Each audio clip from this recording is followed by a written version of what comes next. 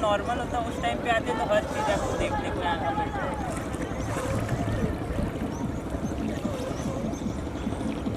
हाँ कितने दिन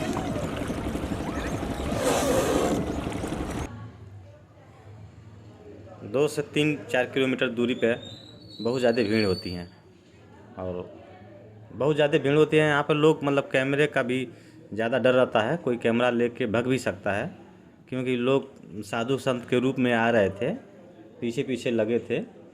और जहाँ जैसे लगता है कि लोग पारंपरिक चीज़ है, वहाँ कुछ होने वाला नहीं है, वहाँ अक्सर चीज़ ऐसा होता है जो लोग चोरी वोरी कर देते हैं, मालूम नहीं चलता है। तो मांगने वाले वाले जो साधु संत के बीच में थे वो तो कैमरा वैमरा जो है लेके भगने के तरीके में थे, इसीलिए हम लोग शूट में ज़्यादा डिस्टर्ब कर रहे थे, इसीलिए हम लोग शूट नहीं कर पाए।